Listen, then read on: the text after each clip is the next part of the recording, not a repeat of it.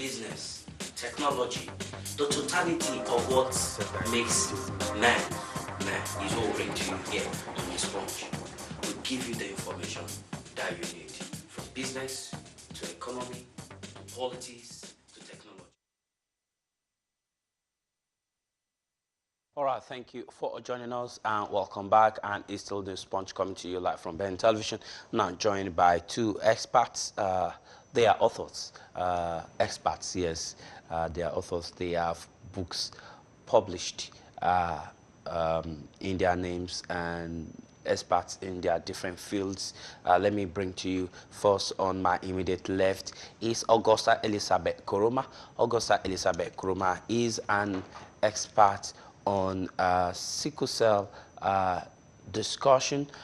She is also a public health consultant, a school governor, conference speaker, and she is the CEO of Africa Sickle Cell Center for Education and Research and Sickle Cell Intervention UK.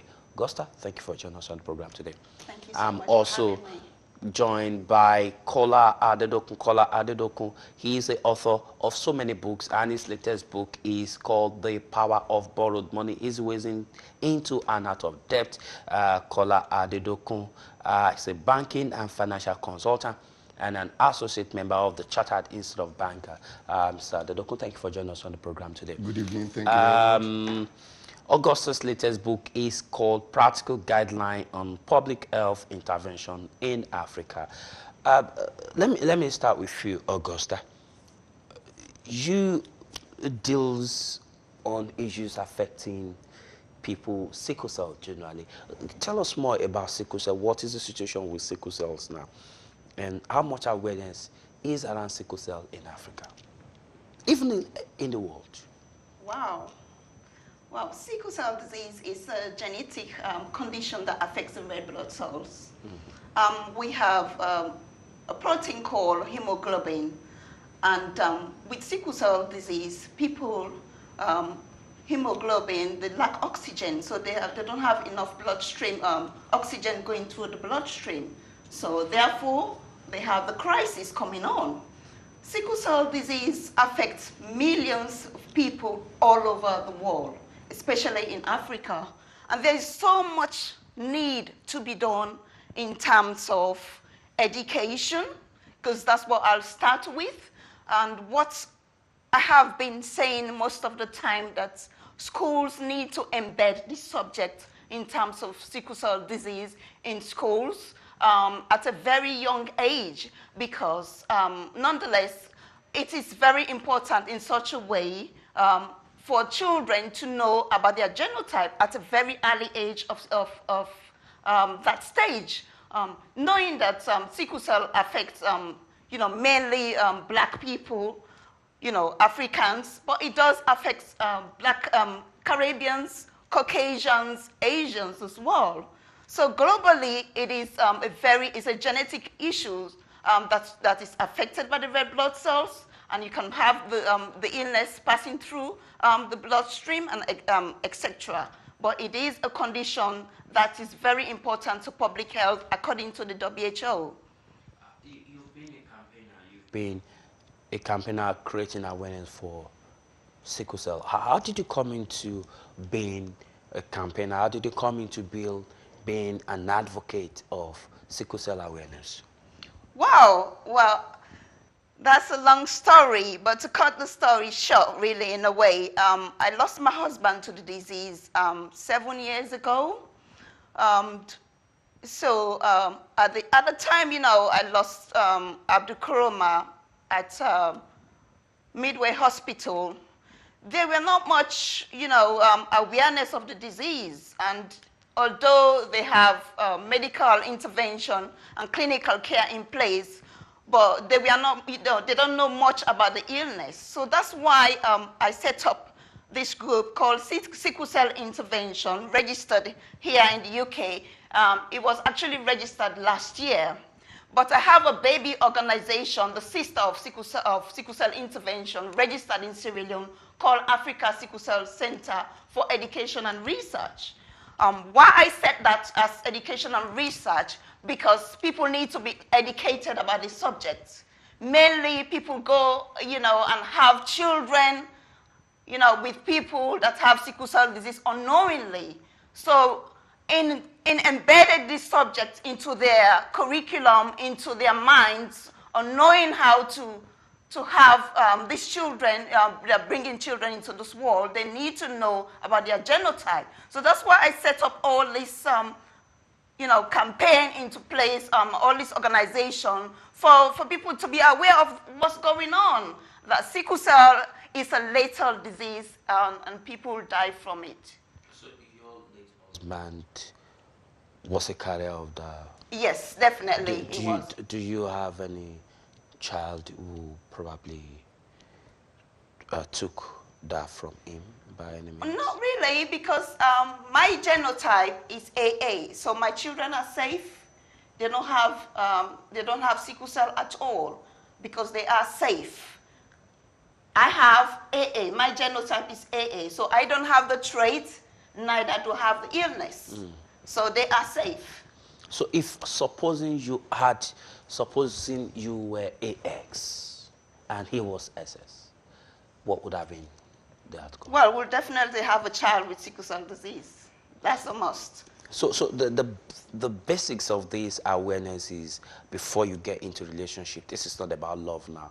Love aside, you need to understand the genotype, exactly, the blood function of your partner. Exactly, because these are the things that many of our people don't know. They're not aware of the consequences in getting into a relationship. Because having said that, you go into a relationship and you fall in love, but there are basic things that you need to know in terms of health.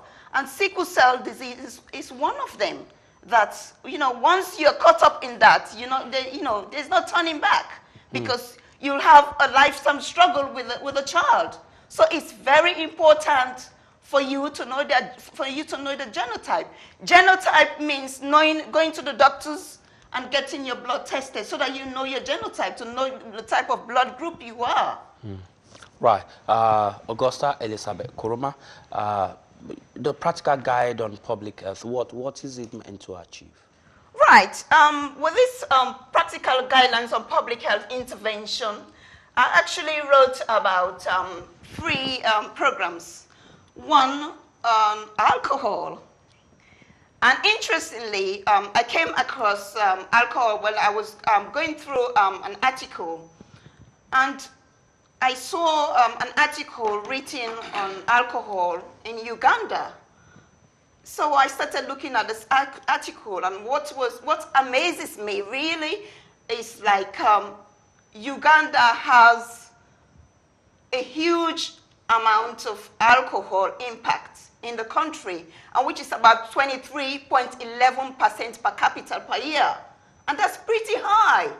So I started investigating why, these people, especially men do, have alcohol problems in Uganda.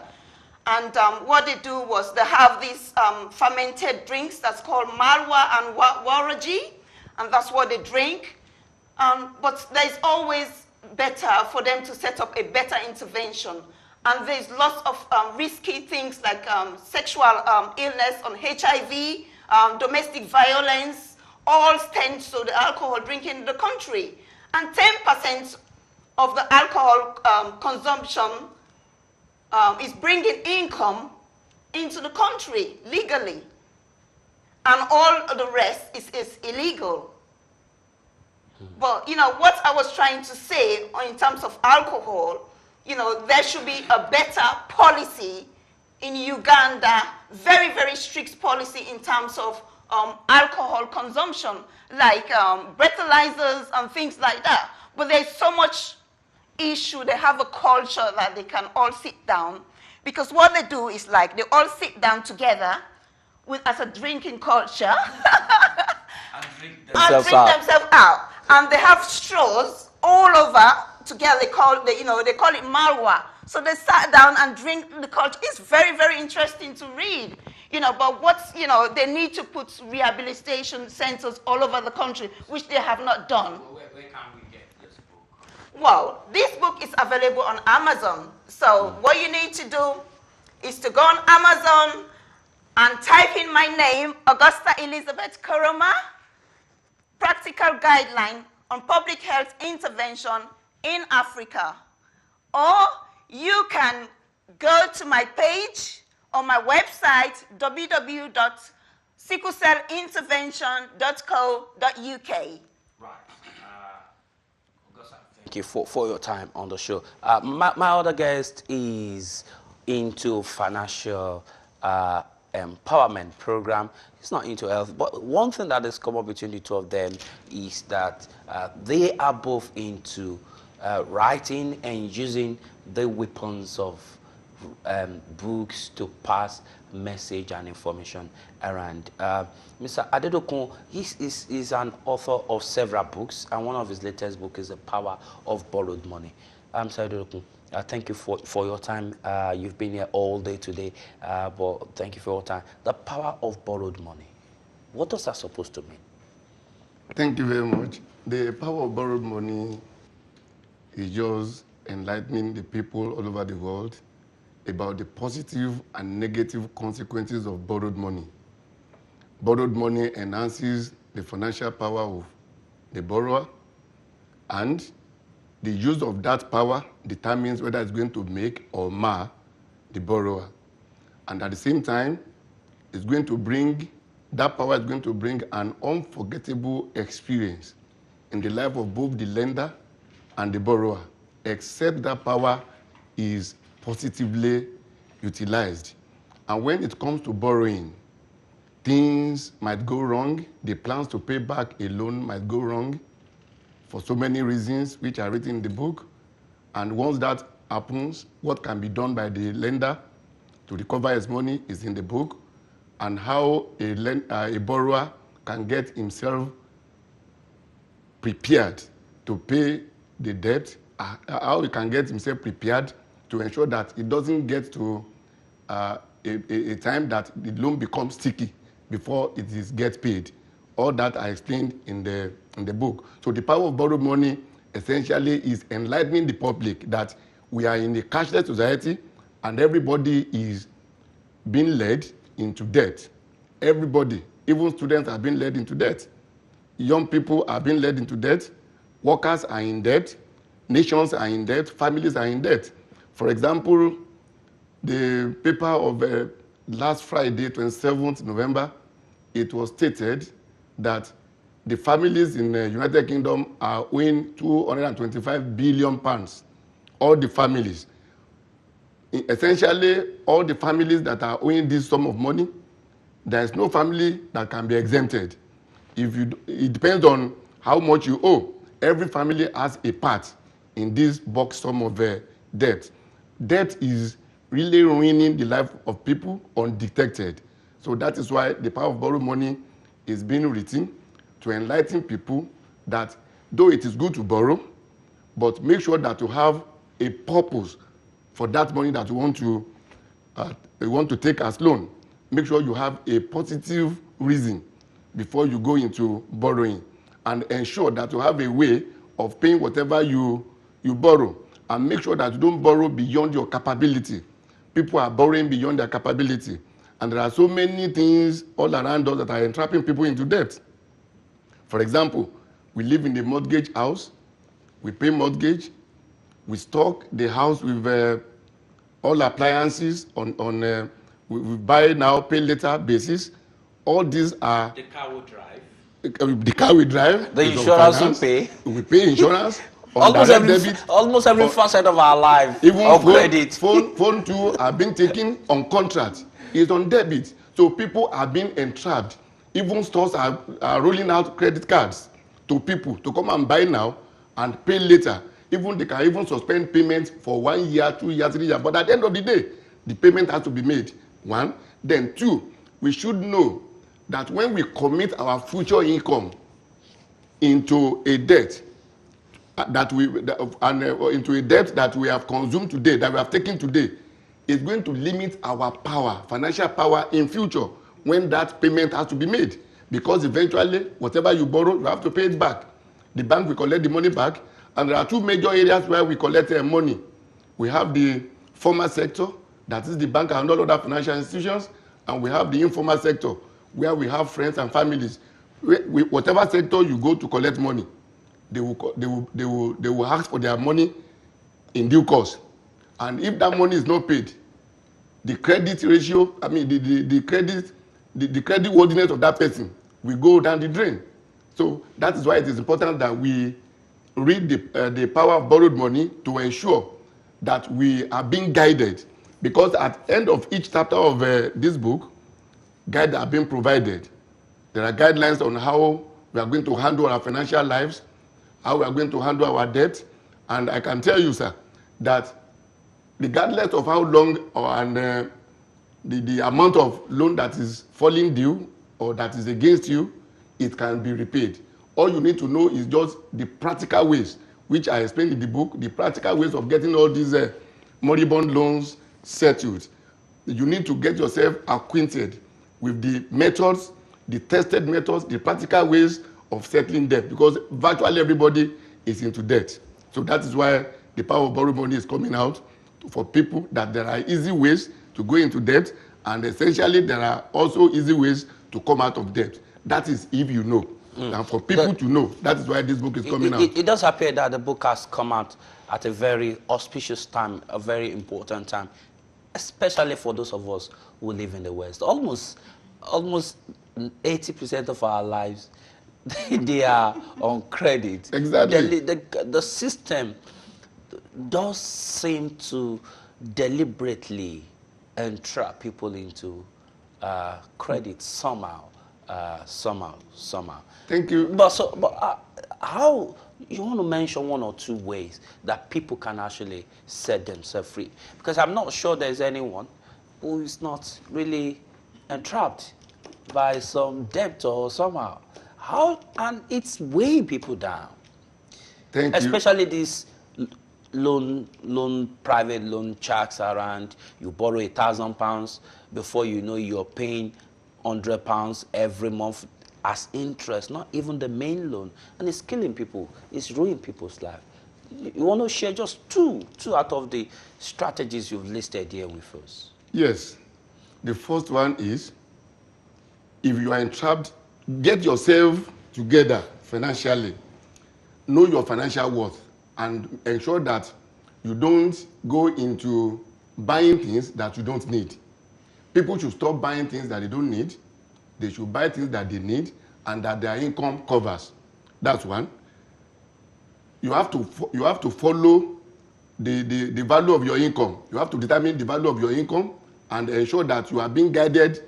Spend according to your income. We spend within your means. That's number one. People are not spending within their means because of their lifestyle. And there are so many lifestyles that drain money in the life of a person. For example, some people are gambling. Gambling is such a game of chance that until you finish all the money that you have and you go and borrow more, that spirit will just be tempting that person to go and gamble. And that is why in UK it is outlawed that people should not go to bank to borrow money to do gambling. So that is why it is outlawed. That's why there is a law on that. And so all of that countries should follow the same suit, that they should place law. There should be a law for people not to borrow money, because the money they are borrowing from banks belongs to customers, banking public. So that's one. People should be guided by how much they earn, so that they will base their spending on what they are getting. The higher you borrow, the more you spend. And the more you spend, the more debt you incur. All right. So that's one. Then followed by... I'm sorry, because of our time. This book, The Power of Borrowed Money, is set to be launched. When and where? Yes, the book is going to be launched on 10th November by God's grace at postcode E114EL. That's Little East London. E114EL. That's why we're going to launch the book on 10th November by God's grace. And importantly, I'm also available even to give free talk about how people can escape debt and how they can collect their debt that is outside, that is sticky. We have creditors who are moaning inside. And one thing about debt is this: the creditor is carrying a load because he's seen his financial assets going down the drain. So also the debtor is also in pain because he cannot repay what he has collected. Many people have committed suicide. In this issue of debit and credit, people have committed suicide. People are in the hospital because of the burden of debt on them, because we cannot manage, not everybody can manage this information about debt. That is why the power of borrowed money is written. All right. So that people can be guided on how to. What date again? 10th November 10th November 2018. 2018. That is when the book is going to be launched. And besides, it's already available for sale on amazon.co.uk and amazon.com. It's also available on www.waterstone.com. It's also available on my website, kolaredokun.com, kolaredokun1word.com. All right, thank you so much. Augusta, your book, is it set for launch? Yes, it's actually launching on the 1st of September 2018 this year at Victory Academy in Chatham. So I'll be having a sickle cell summit on the day, and also I'll be launching the book, Practical Guidelines to Public Health Intervention in Africa. This book is about malaria in children, it's about Ebola in Sierra Leone, and it's also about alcohol in Uganda. It's a very important book in terms of public health, because most often these are the subjects that we do get neglected, and it needs to be embedded in all areas for us to know about these things in a better way. All right, gentlemen, I thank you so much for your time. I really apologize for taking you guys together. We just needed to deal with the breaking news on Nigeria today. Mr. Adedokun, thank you for your time. The author of The Power of Borrowed Money, and which is set to launch on the 10th of November at 11:04 EN. Thank you for coming on the show. And Augusta Elizabeth Kuruma also set to launch our books in September. 1st of September. 1st of September. Yes. Thank you for coming in Chatham, Kent. Hopefully, we'll be able to bring you back before that day so that we can review this book properly. Yes. Thank you so much for your time. Thank you so much for having us. All right, my name is Tunde Alabith. I hope you do enjoy a bit of what we have presented today. Enjoy the rest of your evening.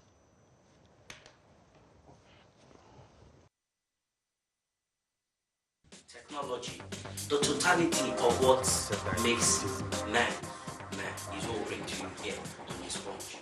We give you the information that you need, from business to economy to politics to technology. And that's what we do here on Newspunch from the beginning.